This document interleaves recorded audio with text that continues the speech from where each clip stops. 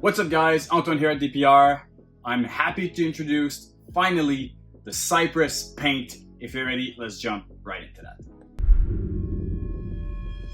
CYPRESS is definitely one of the genes that I thought would transfer the best inside of paint. CYPRESS basically does two things. First, it will increase the contrast, so boosting the blacks and increasing the colors, and it will affect the pattern. We see it in clowns, CYPRESS clowns. I can actually show you a CYPRESS clown. Absolutely phenomenal. This here is a CYPRESS clown. Everybody's familiar with what a clown regular looks like, and you can see how CYPRESS interacts with it and makes it absolutely crazy. I've shown these babies before. So this is the whole idea behind it. It was to introduce CYPRESS inside of paint. Paint is highly reactive, type of granite look. So CYPRESS was really a gene that I was really curious to see. And guys, it really didn't disappoint. So the pairing that made this clutch was a honey cinnamon CYPRESS het sentinel, which is basically a line of paint that I produced myself a couple years ago, to a het sentinel female that I purchased here in Canada as a proven breeder already. This was the first clutch from both animals, and we got mixed result in there. We had 11 eggs, and only 2 out of the 11 were visual sentinels. Kind of a bummer, but super happy about hitting those CYPRESS paint. Guys, this is the CYPRESS paint.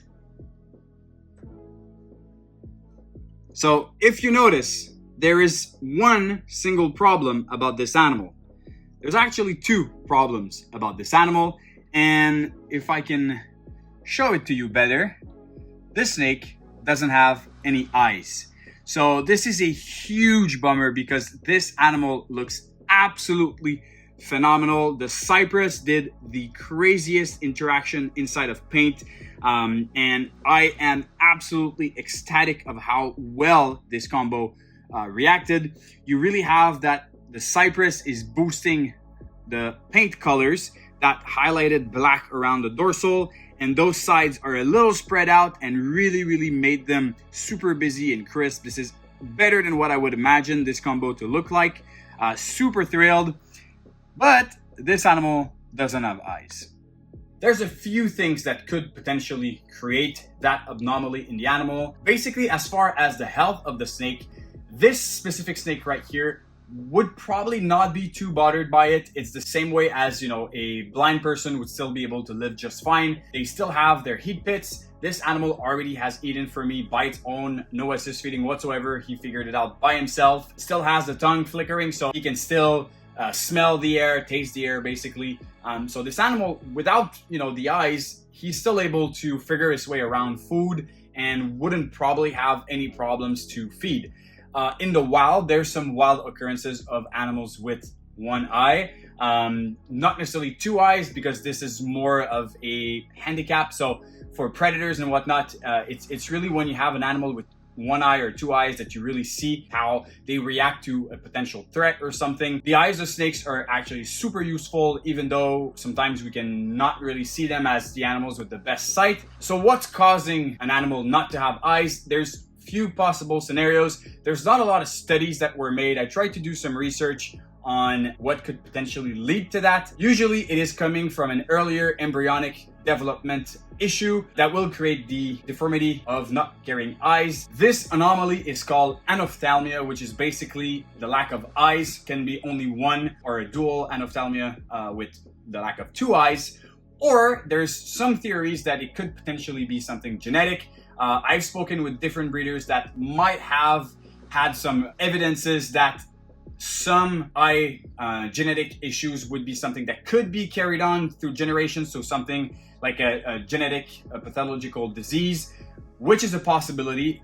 Basically on this clutch here, it is the first clutch from both the male and the female with me. I've never had clutches from the female before. I have other clutches from that male incubating right now, but right now, it's hard to say if it is a pathological disease, something genetic, or if it's just a fluke or a embryonic problem during incubation or the formation of the embryo inside of the egg. So we're talking about a dual anophthalmia on this animal. The problem is that it's not the only snake from the clutch that has anophthalmia. Usually when you have shark mouths or kinks, it is oftentimes something that is going to be spread out through the clutch. 11 eggs and we had 4 babies with that problem. And I'll show you a little bit of the variances inside of them. This is basically one with only one eye, so this is a single anophthalmia. And if you look on the snout, there is like a little dent. It's like some sort of a kink inside of the heat pits.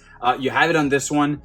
This is a bit less severe, but some of the other babies from that clutch do have kind of a bit of a worse thing. This is probably the best one, even though he doesn't have any eyes. The lips and the upper jaw are completely fine. So I'll show you some of the other 2 snakes in the clutch that are also lacking eyes. This is basically a CYPRESS. I'll put them right here on the table so you can see better. This is basically a CYPRESS that is affected by that anophthalmia. And you see on the snout, if you look carefully here, you'll see that you have those 2 little dents on the snout where the nostrils are, and a bit of a crooked jaw here at the same time. This one has actually an eye formed in there, but it's not like it's fully formed. So this is one.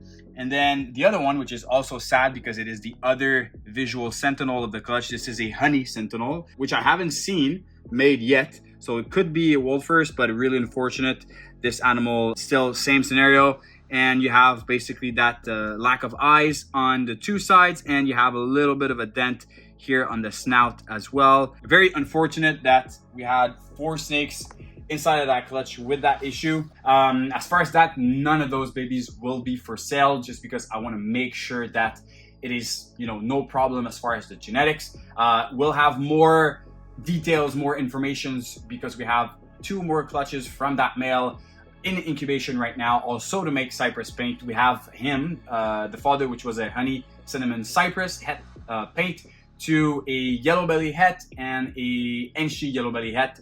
So we will have more answers and results probably later this year in their big clutches. So, but it's a very interesting, sad, but interesting event, which, you know, we're ball python breeders. We breed a lot of animals per year. And when we hit something weird and different, it's always interesting, like twins or a kinked animal. It's very unfortunate, but it's always interesting how it is a real miracle to breed animals and everything goes well and you have healthy animals, and like, this is the best scenario possible. This is what we want, but sometimes it happens that things are a little bit different, and this is the case of it. And it's just basically showing you the reality of it. Super proud of the CYPRESS paint. It looks truly phenomenal. I'm really excited to build on that and layer on other genes like, you know, spot nose or yellow belly or orange dream or even like desert ghost. But, you know, it happens. It's a male. It's unfortunate. Did hit, but hopefully this year we can hit another one like that. On that, guys, let me know down in the comments what you think of the CYPRESS paint. Are you excited or not so much about the project? Let me know down in the comments, and be sure to subscribe to the YouTube channel. Go follow us on Instagram and check our available animals on Morph Market. We'll see you soon. Cheers.